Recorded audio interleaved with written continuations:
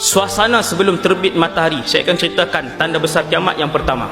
Sebelum terbit matahari di sebelah barat, matahari akan menghilangkan dirinya selama 3 hari. Ini juga ada satu hadis yang sahih. Kemana matahari itu pergi, sekejap lagi kita beritahu. Manusia semua akan bangun pagi, satu pagi. Ini kita pakat beringat, kita belajar. Allah pilih kita malam ni untuk datang dan mendengar ilmu ini. Hadis Nabi yang jumlahnya ratusan ribu, yang banyak rahsia yang kita belum mendengar. Kata Rasulullah, apabila kalian bangun pada pagi itu, macam biasa kita solat subuh masih gelap.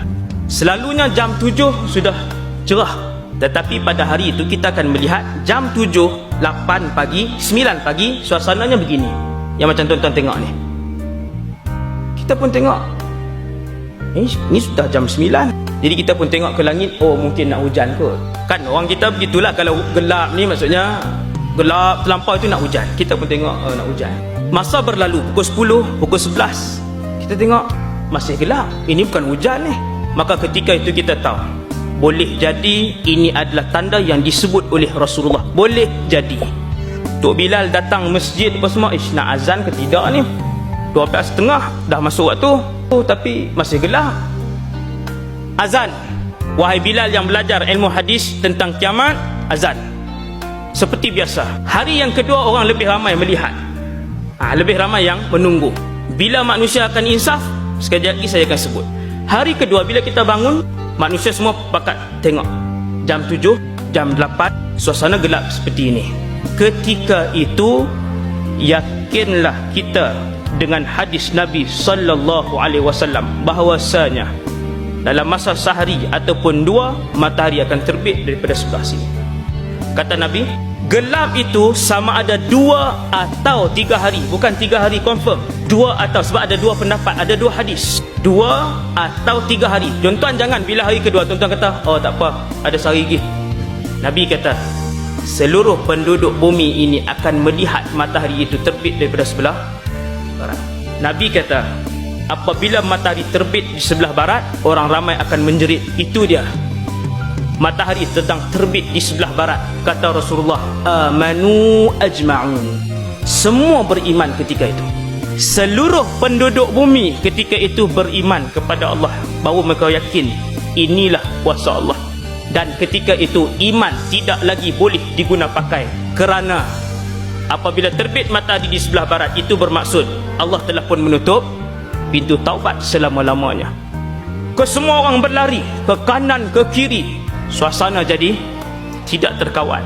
Ada yang balik ke rumah menyarungkan tudungnya baru menutup aurat. Ada yang berlari ke masjid terus mengambil wuduk dan terus solat, tetapi solat itu tidak boleh dipakai lagi. Yang bertaubat baru nak tutup aurat, ketika itu tutup auratnya tidak diterima lagi, habis.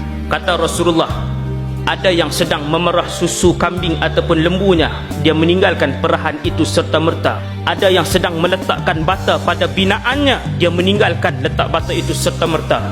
Ada yang ketika itu sedang berjual beli, dan ketika itu juga dia melepaskan duit dan barangnya. Kata Nabi, ini Nabi buat contoh. Mereka balik ke rumah mengambil emas masing-masing. Nabi sebutkan dalam hadis itu az-zahabul ahmar, emas merah.